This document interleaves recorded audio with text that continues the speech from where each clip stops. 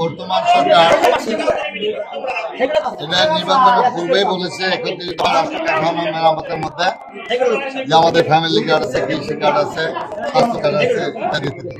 Family card ইতিমধ্যে আপনার পরীক্ষামূলক কয়েকটা উপজেলায় দিয়েছে, 8টা বিভাগের সম্ভবত 8টা উপজেলায় দিয়েছে, 14টা উপজেলা। তার মধ্যে আমাদের গেজা ফরিদের মধ্যে রাজবাড়িতে একটা অবস্থা তো আমরা আশা করছি যে ঈদের আগে আমরা একটা পাবো, ফ্যামিলি কার্ডের একটা পাবো।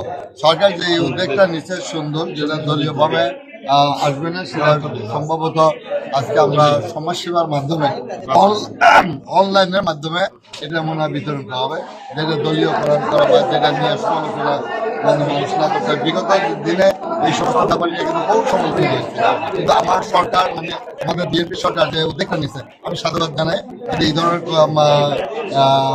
অনলাইনের মাধ্যমে দিয়ে থাকে তাহলে আমি মনে করি সে জায়গায় সঠিকভাবে মানুষের বিতরণটা পাবে। বাংলাদেশ স্বাধীনতার পরে যদি কোন শিক্ষামন্ত্রী সম্পূর্ণভাবে সুফল আইনে থাকে সেটা হলে এহসানুল হক মিলন। আজকে যে শিক্ষামন্ত্রী গ্রহণ করছেন আমরা লক্ষ্য করেছি যে অনেক ছাত্রছাত্রীরা বিব্রতকর অবস্থায় আছে, চিন্তার মধ্যে আছে। আমি মনে করি যে শিক্ষা ব্যবস্থা বিগত দিনে শিক্ষার হার বাড়ছে না, কিন্তু কমছে। আমারও দেখা গেছে যে লোক ফুটবল বানান লিখতে পারেনি। আমরা এই দিকে যে সমস্যা আছে এটা একদিনের সমস্যা না, বহুদিনের সমস্যা। আমার যেহেতু নির্বাচিত আপনারা করছেন, সহযোগিতা করেন।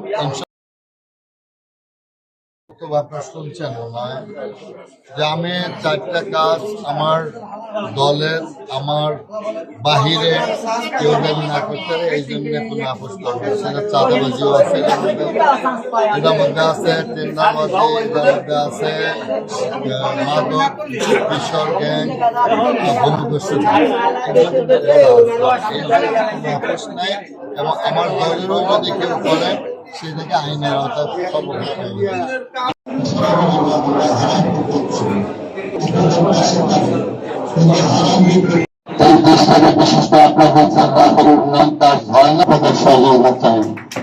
আর আপনি অনেক পরিশ্রম করেন এবং সে বেতন পান, মজদুর পান। আমরা তাকে যেখানে চাবেন তাকে সকলে যার যার অবস্থান থেকে শুধু এতটুকু মনে করি যে